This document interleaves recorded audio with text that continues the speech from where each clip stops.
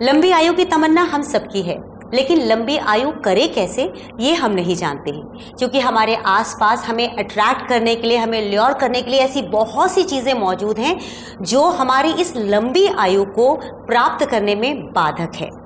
लेकिन आपकी इस बाधा को दूर करने के लिए मेरे साथ मौजूद हैं डॉक्टर GN दुबे जी, जिनसे हमेशा मैं आपको मिलवाती हूँ, क्योंकि वो आपको बताते हैं कि आप अपनी गट हेल्थ को कैसे मजबूत कर सकते हैं ताकि आपकी लॉन्जेविटी यानी आपको लंबी आयु मिल सके। डॉक्टर साहब के बारे में बताना चाहूँगी, और आप बहुत बार उनसे मिल भी चुके हैं, कि वो एक MD हैं मेडिसिन में, और साथ ही वो एक ऐसे प्रख्यात डॉक्टर हैं जिन्हें गोल्ड मेडल मिल चुका है। वो गैस्ट्रोएंटरोलॉजिस्ट हैं और आपके जीवन को सुगम कैसे बनाना है उसकी बारीकियां बताते रहते हैं। आज हम उनसे पूछेंगे एक बहुत ही अहम मुद्दे के बारे में, जिसके बारे में आपने भी कई बार सवाल पूछा है, लेकिन उत्तर आपको कहीं से नहीं मिला है। डॉक्टर साहब वेलकम, नमस्ते। नमस्ते। डॉक्टर साहब, चूंकि हम लॉन्जेविटी की बात कर रहे हैं, लंबी आयु आज के इस युग में बिल्कुल असंभव सी बात लगती है। मैं आपसे जानना चाहूंगी कि आज आप किस मुद्दे को उठाने वाले जो हम हमेशा इग्नोर करते आए हैं। आज मैं बात करना चाहूँगा विटामिन डी के ऊपर। हाँ। और विटामिन के बारे में बात करूं तो विटामिन एक ऐसा न्यूट्रिएंट है जिसे आपकी बॉडी बनाती नहीं है, इसे आपको बाहर से भोज्य पदार्थ के रूप में ही लेना होगा। अच्छा। यानी आप भोजन से ही उसकी पूर्ति कर सकते हैं। इसमें दो तरह के विटामिन होते हैं, fat soluble vitamin and water soluble vitamin. Fat soluble vitamin में vitamin A, D, E and K, ये 4 विटामिन है जो फैट सॉल्युबल है। उसके अलावा जो vitamin B, B1, B2, B3 इस तरह करके हैं, विटामिन B12 भी है, 9 भी है, 7 भी है। तो ये विटामिन जो है वो वाटर सॉल्युबल है, यानी बॉडी को जितनी ज़रूरत है उतनी वो आपकी बॉडी इस्तेमाल करेगी, उसके बाद वो आपके यूरिन से बाहर चली जाती है और फैट सॉल्युबल विटामिन आपके शरीर में रह जाती है। तो जितने भी मैमल्स हैं उनको विटामिन की ज़रूरत होती है आपके शरीर को सुचारू रूप से चलाने के लिए। उसमें विटामिन डी एक इम्पॉर्टेंट रोल प्ले करता है और इसे हम लोग हार्मोन बोलते हैं। विटामिन क्यों नहीं बोलते हैं? क्योंकि ज़्यादातर विटामिन की ज़रूरत आपको बाहर से है, लेकिन विटामिन डी एक ऐसा विटामिन है जो हर मैमल की शरीर बना सकती है, आपकी शरीर विटामिन डी बना सकती है, इसलिए इसे हार्मोन कहा जाता है। और जितने भी हार्मोन हैं वो आपके स्टेरॉइड्स, जो बॉडी में स्टेरॉइड्स हैं उसी से बनते हैं, और ये भी आपकी स्टेरॉइड से ही बनती है। अच्छा। और आपकी शरीर की त्वचा, स्किन, और स्किन में 2 लेयर है, एपिडर्मिस एंड डर्मिस। तो एपिडर्मिस की जो लोअर लेयर है उसमें ये जब उसके ऊपर सनलाइट पड़ती है तो वहाँ से आपके विटामिन डी का बनना शुरू होता है। यानी जो मेन सोर्स है आप कह रहे हैं वो सूरज देवता है। अगर सूर्य की रोशनी हम लेते रहेंगे तो फिर हमारी बॉडी उसको प्रोड्यूस करेगी और हमारी हेल्प करेगी, हेल्थ बनाने में। बिल्कुल। अगर आप सन बास्किंग, सन सोकिंग, है ना, अगर आप प्रतिदिन कर रहे हैं तो बिल्कुल संभव है कि आपकी विटामिन डी की लेवल पर्याप्त बनी रहे, जिसे sufficient vitamin D level in your body. And according to science अगर 30 नैनोग्राम पर ml, इससे ज़्यादा आपके शरीर में, खून में अगर इसकी मात्रा बनी रहती है तो ये पर्याप्त विटामिन डी है। बट मैं लॉन्जिविटी की बात करता हूँ, तो लॉन्जिविटी के लिए इसे आप जितनी ज़्यादा मात्रा में हो सके, यानी 80 के ऊपर अगर आप रखते हैं तो आपकी आयु को बढ़ाने में ये मदद करेगी अकॉर्डिंग टू साइंस, जो अभी करेंट स्टेटस है। और चूंकि साइंस हमेशा अपने आप को अपडेट कर रही होती है, तो लॉन्जिविटी डिकोडिंग में मैं कहूँगा अगर आप इसे 80 के ऊपर रखते हैं तो ये पर्याप्त है। जहाँ तक RDA का सवाल है, जिसे हम लोग रिकमेंडेड डाइटरी अलावेंस बोलते हैं, तो 400 to 600 इंटरनेशनल आयु ये प्रतिदिन आपको शरीर में चाहिए होता है। और जो बुजुर्ग लोग हैं जो 70 के ऊपर हैं, जिनकी हड्डियाँ ऑस्टियोपोरोसिस कमज़ोर होने लगती है, हड्डियाँ, और फ्रैक्चर्स होने के चांस ज़्यादा रहते हैं, ज़्यादातर पुलों में अगर थोड़ी सी भी ट्रॉमा हुई तो हड्डियाँ टूटने के चांसेस रहते हैं। वहाँ पर आपको विटामिन डी ज़्यादा चाहिए। वहाँ लगभग 800 इंटरनेशनल यूनिट, 800 इंटरनेशनल यूनिट जो 70 साल के ऊपर की आयु के हैं उनको 800 इंटरनेशनल यूनिट प्रतिदिन विटामिन डी चाहिए होता है। अब जहाँ तक भोजन का सवाल है, ये तो मैंने बात करी नेचुरल। अगर आप सनलाइट में अपने आप को रखते हैं तो विटामिन डी आपकी बॉडी बनाती है, आपकी त्वचा बनाती है। लेकिन त्वचा के साथ साथ आपकी लीवर और किडनी की भी हेल्थ सही होनी चाहिए, क्योंकि जो active form of vitamin D है त्वचा में प्रिकर्सर बनते हैं, अर्गो कैल्सीफेरॉल बोलते हैं, फिर उसकी एक प्रक्रिया होती है जिसे हाइड्रोक्सिलेशन बोलते हैं, 25 हाइड्रोक्सिलेशन जो आपके लीवर में होती है, तो उसके लिए आपका लीवर स्वस्थ होना चाहिए। और एक और हाइड्रोक्सिलेशन होती है 1 अल्फा हाइड्रोक्सिलेशन जो आपकी किडनी में होती है, तो आपकी किडनी भी स्वस्थ होनी चाहिए। तो आप देखेंगे जो किडनी के रोगी हैं, जो बहुत सारे लोग क्रॉनिक किडनी डिजीज से सफ़र कर रहे हैं या डायलिसिस पे हैं, बहुत सारे रोगी जिनको सिरोसिस लीवर है, क्रॉनिक लीवर डिजीज़ है, हेपेटाइटिस बी सी के कारण से हो या फिर अल्कोहलिक लीवर डिजीज़ हो, तो अगर आपकी लीवर और किडनी खराब है तो आप घंटों आप सनलाइट में बैठेंगे तभी आपकी body vitamin D, active vitamin D नहीं बना पाएगी, क्योंकि इसके लिए आपके लीवर और किडनी का भी स्वस्थ होना जरूरी है। डॉक्टर साहब, यहाँ एक सवाल पूछना चाहूँगी आपसे। देखिए, जापान जैसा देश है, वहाँ पे तो चलिए लंबी आयु लोगों को मिली हुई है, गॉड गिफ्टेड है, वैसे भी सूर्योदय का देश कहलाता है।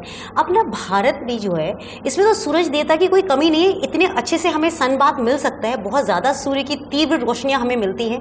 लेकिन मैं यहाँ पर भी हर दूसरे घर में मैं देखती हूँ तो लोग कहते हैं कि हमें विटामिन डी की कमी डायग्नोज हुई है, तो यहाँ क्या रीज़न है? देखिए, यहाँ सबसे बड़ी जो लोगों में एक भ्रांतियाँ पैदा कर देंगी कैंसर की, हाँ, कि धूप में अगर जाओगे तो आपको कैंसर होने की संभावना, अभी रिसेंट लिटरेचर कहती है कि आपके शरीर में अगर विटामिन डी पर्याप्त मात्रा में है तो वो कैंसर से बचाती है। मेलानोमा, अच्छा, आप गूगल करेंगे आप देखेंगे, और मेडिकल की ही मैं बात कर रहा हूँ, जो मेलानोमा जो स्किन की ही कैंसर होती है उसके इंसिडेंसेस कम होते हैं अगर आपके विटामिन डी की मात्रा सही है। और ये कुछ भ्रांतियाँ बताई गई पीछे, जिस गलतियों को भी सुधारने की कोशिश की जा रही है। तो आपको पूरे दिन धूप में रहने की ज़रूरत नहीं है, आपको जो 12 घंटे जो सूर्यदेव आ रहे हैं 12 के 12 घंटे आपको नहीं रहना है। अगर अच्छा, आप घंटे भर भी आप अपने शरीर को धूप में रखते हैं तो विटामिन डी आपके शरीर में पर्याप्त बन सकती है।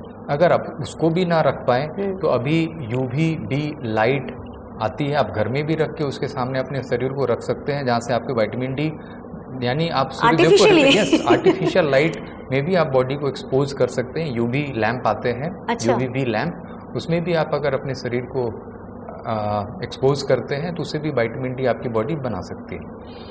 और जहाँ तक भोजन का सवाल है तो कुछ ऐसे भोज्य पदार्थ हैं जिसमें विटामिन डी आपकी रहती है।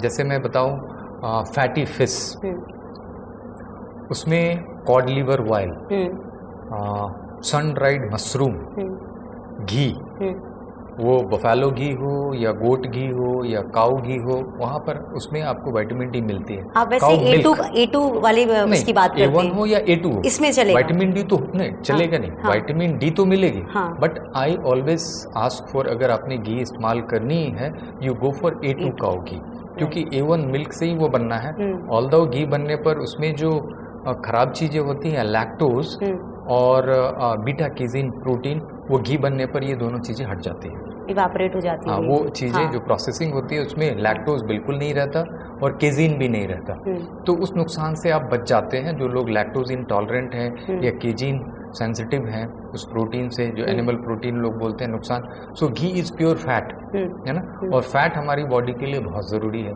आपकी डेली न्यूट्रिशन में 30% फैट चाहिए होता है। सो घी कंटेन गुड फैट, है ना, और ये गुड कोलेस्ट्रॉल को बढ़ाता है, हार्ट अटैक को बताता है। ये भ्रांतियाँ मेडिकल साइंस में बताई और अभी फिर से वापस लेके आ रहे हैं, ghee is good for health.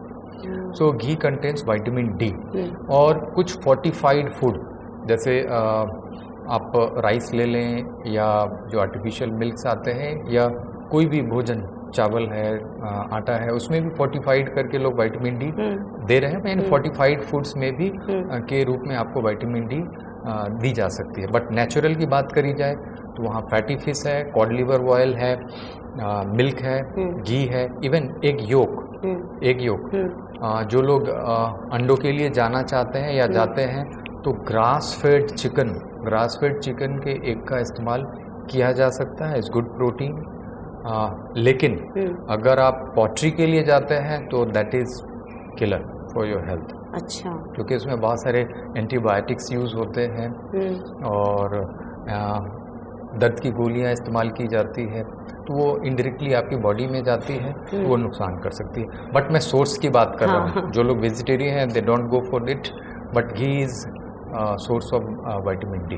Doctor साहब, मैं बहुत दिनों से ये सुन भी रही हूँ, लोग अक्सर कहते हैं, या ये मिथ है, आप ही बताएंगे मुझे, कि जो हमारे शरीर में विटामिन और न्यूट्रिशन की कमी होती है वो इसलिए होती है क्योंकि हम नॉन वेजिटेरियन डाइट नहीं ले रहे होते, और अब धीरे धीरे बहुत से लोग पहले तो वेजिटेरियन हो रहे थे, अब तो वीगन हो रहे हैं। तो क्या हमारी बॉडी में जो डिफिशियंसी है उसका रीज़न ये है कि हम नॉन वेज नहीं खाते हैं? क्या सारे जो प्रोटीन है, जो न्यूट्रिशन है, वो नॉन वेजिटेरियन डाइट से मिलता है? नहीं, बिल्कुल नहीं है। आप अपने एंसेस्टर्स को देखें जो, और आप बात करें भारतवर्ष की, तो यहाँ पर तो अभी कल्चर होना शुरू हुआ है जो नॉन वेजिटेरियन होना शुरू हुआ है। राइट। विटामिन डी और विटामिन B12 टेस्ट तो, ये मेडिकल साइंस की टेस्टिंग तो, मेडिकल साइंस जो एलोपैथिक साइंस वो बहुत पुराना तो है नहीं, है 100-150 साल पुराना है। क्या उससे पहले लोगों को डिफिशियंसी होती थी? नहीं होती थी, टेस्ट भी उपलब्ध नहीं थे, लॉन्जिविटी लोगों की ज़्यादा थी, इन्फेक्शियस डिजीज से ज़्यादा मरते थे। बिल्कुल सही है, एलोपैथिक साइंस ने एक बूंद दिया है जो एक्यूट डिसीजेज हैं, एक्यूट जहाँ लाइफ थ्रेटनिंग सिचुएशंस हैं, वहाँ पर इट हेल्प्स। ट्रॉमाज में हेल्प करती है, हार्ट अटैक में हेल्प करती है, स्ट्रोक में हेल्प करती है, but for chronic diseases is always lifestyle change. और वेजिटेरियन और वीगन लाइफस्टाइल में भी आप अपने को स्वस्थ रख सकते हैं। विटामिन डी के लिए जैसा मैंने बताया, sunlight, yes, fish is source of vitamin D, fatty fish, but the natural source is sunlight. Sunlight में अगर आप अपने को रखते हो तो बॉडी को जितनी चाहिए वो आपकी बॉडी उतनी बना लेगी। और every mammals need vitamin D. क्या किसी जानवर को देखा किसी डॉक्टर के यहाँ जाते हुए कि मेरे को विटामिन डी की डिफिशियंसी हुई है, डॉक्टर साहब मुझे गोलियां दे दो, सैचेट दे दो? किसी जानवर को नहीं, क्योंकि they soak themselves in sunlight for the sufficient time. तो हर मैमल को विटामिन डी की ज़रूरत है, और ये मनुष्य को कम हो रहा है, और आपको सप्लीमेंट की ज़रूरत पड़ रही है और मेडिसिन बनाने की ज़रूरत पड़ रही है इसकी। मुझे लगता है कहीं ना कहीं ये सनस्क्रीन की जो एडवर्टीजमेंट्स हैं वो भी हमें कहीं ना कहीं इस चीज़ से रोक रहे हैं, और हम जो सनस्क्रीन लगा लेते हैं, धूप में अपने आप को एक्सपोज नहीं करते हैं, हम टैन हो जाएंगे वगैरह, ये चीज़ें हमारे अंदर डिफिशियंसी जो है वो पैदा कर रही है। बिल्कुल। और जैसा कि विटामिन B12 आपने कहा कि सिर्फ नॉन वेजिटेरियन डाइट में है, देखो ये कल्चर पहले से रहा है हर देशों में, फर्मेंटेड फूड खाने का। फर्मेंटेड फूड, एवरी पीपल, कोई ना कोई कुजिन ऐसा है जिसमें फर्मेंटेड फूड लेने की, आप देखो जापान में भी फर्मेंटेड फूड ज़्यादा लोग लेते हैं, जो सोयाबीन की फर्मेंटेड फूड। हर कल्चर में, अपने यहाँ भारतवर्ष में भी हर स्टेट में अलग अलग फर्मेंटेड फूड लेते हैं। तो fermented food is source of vitamin B12। Even curd, आप दही लेते हो, छाछ का कल्चर था, गेस्ट आते थे छाछ पिलाते थे, सोर्स ऑफ विटामिन B12। उसको आपने बंद कर दिया, है ना। आयुर्वेदा जिसमें प्योर साइंस, वो बताते हैं भैया 3 घंटे से ज़्यादा बासी भोजन हो गया, मृत भोजन हो गया, उसको आप नहीं ले सकते हो। नहीं, fermented food contains vitamin B12, उसके लिए आपको नॉन वेजिटेरियन डाइट की ज़रूरत नहीं है। अगर आप अपने डेली रूटीन में कोई फर्मेंटेड फूड को अगर आप अपने डेली रूटीन के डाइट में रखते हो तो विटामिन B12 की डिफिशियंसी आपको नहीं होनी है, नहीं होएगी, क्योंकि उसमें जो बैक्टीरियाज आ जाते हैं वो आपके फूड को ही फर्मेंट करके they form vitamin B12 as a by product. Doctor साहब, अगर विटामिन डी की हमारी बॉडी में कमी है तो इस डिफिशियंसी का हम पता कैसे लगा सकते हैं? सिर्फ अगर टेस्ट को छोड़ दिया जाए, क्योंकि टेस्ट हर कोई नहीं करवाता, हम यूजुअली तब जाते हैं जब कुछ बहुत बड़ी बीमारी होती है, तो वैसे हमारे कुछ साइंस एंड सिम्टम्स हैं? बिल्कुल, आपको मांसपेशियों में दर्द, हड्डियों में दर्द और थकान होने शुरू हो सकते हैं, डिप्रेशन समस्या आ सकती है, नींद की कमी हो सकती है। ये कुछ ऐसे लक्षण हैं जो आपको विटामिन डी डिफिशियंसी में नज़र आ सकते हैं। पहले आपने सुना होगा इसकी डिफिशियंसी से बच्चों में रिकेट्स, हड्डियां टेढ़ी हो जाया करती थी, जो कि अभी कम हो रही है, क्योंकि फोर्टिफाइड फूड आने लगे हैं जिसमें विटामिन डी रहती है, उसकी वजह से। और जो एडल्ट हैं उसमें वही रोग ऑस्टियोमेलेसिया कही जाती है, और बाद में चल के अभी ऑस्टियोपोरोसिस भी विटामिन डी डिफिशियंसी से कहे जाने लगे हैं, जो हड्डियां कमज़ोर हो जाती हैं, टूटने के चांस रहते हैं, जिसमें अभी आप डेक्सा स्कैन लेकर आए हो, बोन मिनरल डेंसिटी देख रहे हो। तो मांसपेशियों में कमजोरी, हड्डियों में दर्द, थकान महसूस होना, है ना। और मैं बता दूं कि विटामिन डी डिफिशियंसी की वजह से आपको डायबिटीज़ होने का खतरा बढ़ता है, ब्लड प्रेशर बढ़ने का खतरा बढ़ता है। और vitamin D play very important role in regulating your immune system. आपकी आंतों की लाइनिंग जो लीकी गट आती है, जो अभी मेडिकल साइंस भी चीज़ को एक्सेप्ट करने जा रही है। विटामिन डी डिफिशियंसी से लीकी गट होने के चांसेस बढ़ते हैं, और विटामिन डी सफिशिएंट है तो लीकी गट वो हील और सील होने शुरू होते हैं। आपके इम्यून सिस्टम के सेल्स, जो एक इम्पॉर्टेंट सेल होता है टी रेगुलेटरी सेल्स, जो आपके इम्यून सिस्टम को चेक रखता है, क्योंकि बहुत सारी डिजीजेज इन्फ्लेमेटरी डिजीजेज हैं। टी रेगुलेटरी सेल्स अगर बढ़ते हैं तो जो इन्फ्लेमेटरी सेल्स हैं वो कम होने लगते हैं। विटामिन डी आपके शरीर में एक बहुत इंपॉर्टेंट एंटीऑक्सीडेंट बनाता है, ग्लूटाथियोन, जो लिवर को डिटॉक्स करता है। आपकी बॉडी में नाइट्रिक ऑक्साइड बनाने में मदद करता है, एक एंजाइम को स्टिमुलेट करता है जिसे नाइट्रिक ऑक्साइड सिंथेटेज बोलते हैं, जिससे नाइट्रिक ऑक्साइड बनता है, और वो नाइट्रिक ऑक्साइड आपके खून की नलियों के साइज को बढ़ाता है, यानी डायलेट करता है, जिसकी वजह से आपके ऑर्गन के परफ्यूजन अच्छे होते हैं, आपकी बॉडी को न्यूट्रिशन अच्छा मिलता है। परफ्यूजन अच्छे होंगे तो आपके डिटॉक्स भी अच्छे होंगे। So vitamin D play important role in your health. Doctor साहब, जैसे कुछ बुजुर्ग लोग हैं जिन्होंने पहले अपना ध्यान नहीं रखा और अब उन्हें ऑस्टियोपोरोसिस, या जो महिलाएं जो हैं जिनको मेनोपॉज का टाइम चल रहा है या मेनोपॉज हो चुका है, उन सब में सबसे ज़्यादा मैंने विटामिन डी के कमी के बारे में सुना है। उनकी हड्डियां कमज़ोर, ऑस्टियोपोरोसिस, पीनिया, ये सारी चीज़ें आप खुद भी बता रहे हैं, ये सारी चीज़ें हो जाती हैं।